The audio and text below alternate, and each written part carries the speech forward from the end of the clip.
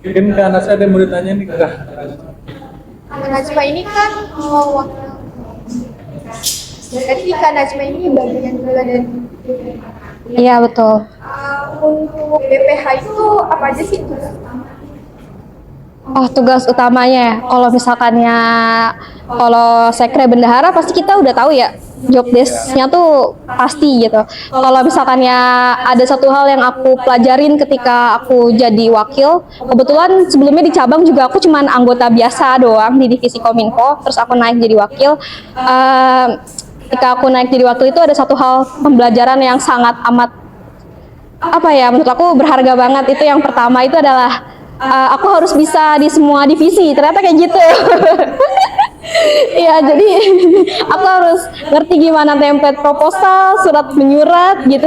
Terus juga gimana harus bisa apa sih namanya, kalau keuangan kebetulan aku emang bisa di keuangan, jadi kalau keuangan itu ya nggak apa-apa deh. Tapi kalau di divisi lain kayak apa ya, RSDM, PSDM, terus juga Kominfo atau apa sih namanya di divisi sosmas itu kok aku harus bisa kena, karena apa, semua teman-teman yang ada di divisi itu pasti tektokannya kalau nggak ke ketua ke wakil gitu. Jadi kayak kemarin kebetulan di kemarin itu ada Kominfo itu mau media partner, nah di situ aku bikin MOU-nya. Aku bantuin bikin MOU-nya karena iya aku kayak gitu. Jadi karena emang udah mepet, nah butuh cepet juga. Jadi kebetulan juga kita ada pergantian sekrenya itu lagi ngurus proposal yang lagi diajukan. Jadi di situ aku langsung nge-backup yang di Kominfo itu, aku bikin MOU-nya. Terus juga kadang beberapa itu aku juga kadang suka request sama Ririn, dia core Kominfo kita. Rin, coba bikin yang kayak gini dong, coba bikin yang kayak gini. Aku juga kadang ikut menuangkan ide-ide kayak gitu. Nah, terus kalau untuk sosmas atau RSDM itu, aku harus jeli banget dalam pengambilan keputusan gitu. Dalam pengambilan keputusan. Jadi that's why kenapa aku bilang aku harus bisa masuk ke semua divisi gitu. Harus semua divisi. Iya gitu. Karena semua orang itu pasti bakal berakhir tuh di ketua atau nggak di wakil. Terus buat koordinasi ke semua divisinya tuh gimana? Cara koordinasinya? Jadi biar kayak apa namanya, biar kompak nih, biar lebih baik gitu. Tadi juga. Oke, ini kita tuh emang biasanya ngobrolnya itu lewat WhatsApp kan teman-teman juga tahu lewat WhatsApp. Kebetulan aku kayak kurang lebih masuk ke 13 sampai 14 grup HIMSI ya. Di situ ada iya, jadi aku punya grup BPH aku masuk, terus ada grup HIMSI di semua anggota itu aku masuk, grup divisi di DPP juga aku semuanya masuk, di grup cabang DPP sama cabang itu aku juga semua masuk. Iya, that's why kenapa aku tahu apa yang terjadi lagi di divisi ini kayak gini gitu. Itu aku tahu semua informasi di situ. Jadinya, terus ada juga satu, emang kita ini kan nggak bisa setiap hari ngebuka grup tersebut kan. Tapi kalau dari aku sendiri, aku bertanggung jawab ketika aku buka grup itu, aku harus tahu apa informasi, apa yang lagi terkendala di situ, itu aku semua harus tahu. Jadi aku emang bikin buka grup aja tuh, aku kadang harus harus ada waktu luangnya.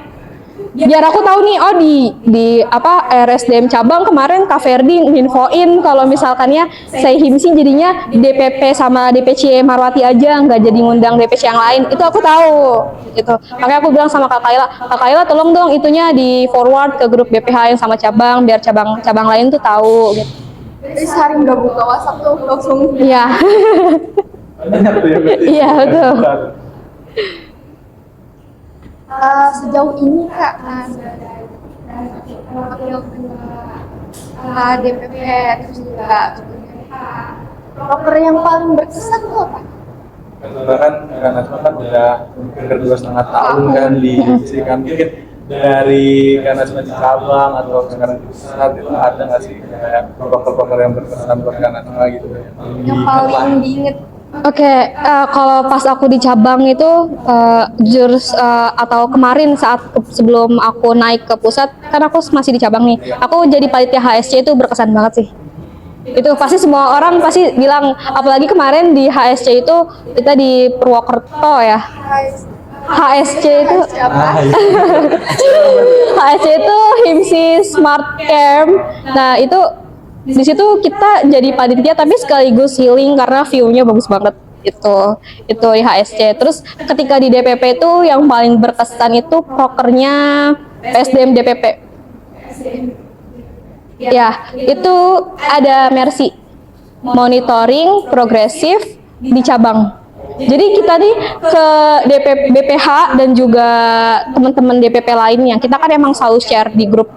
Guys, ada Mercy nih tanggal segini di cabang ini. Itu kita kan datangin cabang. Nah, di situ tuh kita benar-benar tektokan langsung, ngobrol langsung sama cabang, teman-teman di cabang. Kalau kita biasanya di WhatsApp itu paling BPH-nya aja yang kita ajak ngobrol, cuman birokrasi sama BPH-nya aja. Sekarang nih kita nih sekarang bisa ngelihat anggota-anggota biasa yang di cabang kayak, oh mereka tuh ternyata kayak gini ya, mereka kayak gini ya, terus jadi kenal banyak banget orang. Selain itu juga kita jadi keliling BSI. Ya, keliling BSI itu bener. Ya, kebetulan kita Mercy itu nggak satu cabang lagi nih, tanggal 28 penutupan guys. cabang pemuda, Keramat sama DWS itu di tanggal 28. Pasti jauh-jauh banget. Coba tuh ada keseruan jadi perjalanannya. Iya sih, seru banget sih. Kadang ketika kita habis Mercy ini pasti selalu kita ngajak makan. Ngajak makan. Guys, kalau mau makan ikut yuk, rekomendasi tempat apa sekalian kuliner gitu. Itu iya makan makanan yang enak di daerah situ tuh di mana sama akamsinya. Itu sih. Ya, kami sih yang tahu ya. Terus kan tadi dari proker yang itu proker yang tiap tahun ada atau gimana? Kalau untuk HSC dan juga Mercy itu proker yang tiap tahun diadakan. Jadi emang proker pokok kita. Tapi untuk bulan-bulan selanjutnya itu pasti ada yang nggak jalanin proker kan. Nah biasanya itu di situ kita inovasi atau improve. Kita mau bikin proker apa sih di bulan ini gitu. Ini kan kosong nih gitu, belum ada proker yang biasa kita jalanin. Itu bisa di situ. Iya, tapi sebenarnya kalau untuk proker pokok itu ada di DPP sendiri ya. Di DPP itu yang pertama ada dari awal nih, kalau dari Januari pertama kita di Maret itu kita sertijab. Nah, terus ada satu himsi itu terserah mau di bulan April atau Juni. Nah, nanti kalau di DPP nih bulan-bulan yang kosong kita gunakan untuk Mercy. Jadi kurang lebih 3 bulan itu kita Mercy. Plus juga selain Mercy ada yang namanya survei HSC. Survei tempat buat HSC. Iya, jadi meskipun DPP nggak ada proker di 3 bulan tersebut, tapi sebenarnya kita running proker, cuman bukan berupa event ya kan? Kayak yang aku bilang tadi itu, dia bukan berupa event. Jadi kita ngerunning proker Mercy dan juga survei HSC. Nanti udah setelah survei itu DPP kan juga biasanya di 3 atau 4 bulan yang kosong ini kita naikin proker cabang yang harus diajukan ke lembaga itu. Ya itu sembari birokrasi proposal itu, jadi tetap tektokan sama pembina himsi di situ. Nah nanti kalau misalnya udah nih di Agustus, di September itu kita ada open recruitment. Nah open recruitmentnya ini itu dia skala besar, jadi semua cabang itu oprek yang kita adain di Kaliabang. Nah biasanya juga 1 bulan sebelum open recruitment semot di bulan September itu kita udah oprek juga secara online di cabang-cabang.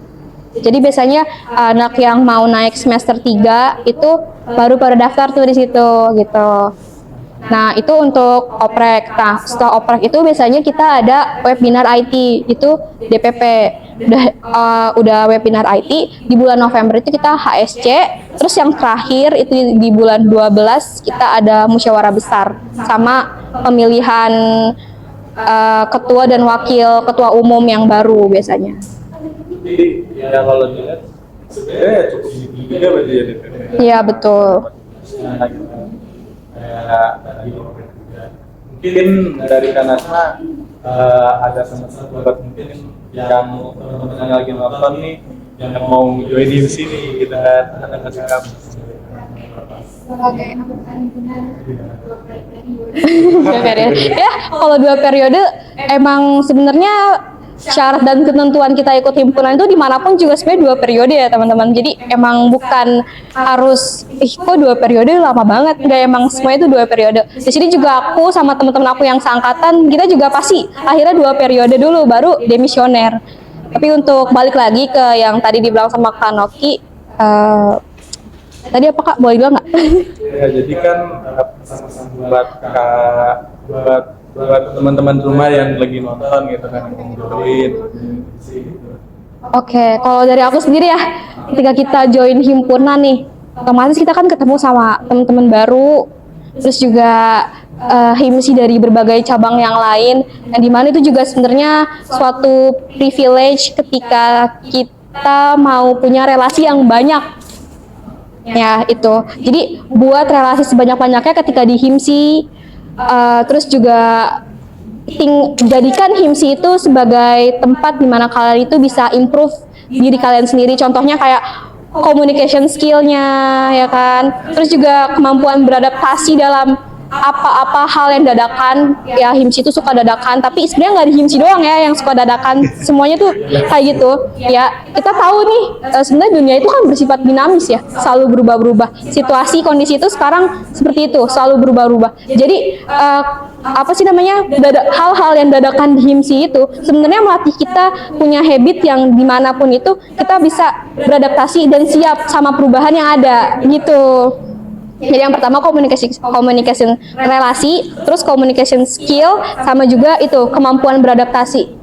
Itu sebenarnya basic banget buat kalian survive ketika nanti kalian mau kerja, kalian lulus kuliah, itu basic banget. Dan sisa-sisanya mungkin aku nggak bisa jelasin di sini. Tapi kalau kalian udah join di himpunan kita, mungkin kalian bisa tarik kesimpulan sendiri. Ya, tarik kesimpulan apa sih yang benefit yang kita dapetin di himsi itu banyak banget. Jadi banyak juga ya benefitnya kan dari tadi relasi juga teman-teman baru. Komunikasi itu juga yang mungkin yang sebelumnya introvert banget nih, nggak bisa ngomong di depan banyak orang gitu kan, ya kan, karena ikut komunikasi himsi kan bisa akhirnya punya confidence yang bertambah. Iya betul. Itu banget dan dibutuhkan banget dalam kerja juga kan di dunia. Sebenarnya tanpa selain dunia kerja juga itu sebenarnya basic survive dimanapun kita. Tapi terus aja kan dari apa yang udah karena lain gitu kan, dari juga birokrasinya dari PPP dan bukan dari PPH sendiri itu kan banyak banget yang bisa kita ambil nih. banyak banget juga ya proker-prokernya Kan cuma apa ya, biasanya kan mungkin ada lah beberapa apa namanya organisasi yang cuma istilahnya ngulu doang gitu kan. Dan ternyata ini banyak banget benefitnya dan juga banyak banget kegiatannya yang Iya betul. bisa mengimprove diri sendiri kan. Dan mungkin apa aja sih Kak, terima kasih buat Kak Najma yang udah mau hadir di sini, yang udah menyempatkan waktunya. Dan buat teman-teman semua, terima kasih sudah nonton. Saya Noki, saya Nanas. kita akan berdua pamit diri. Bye. Bye bye.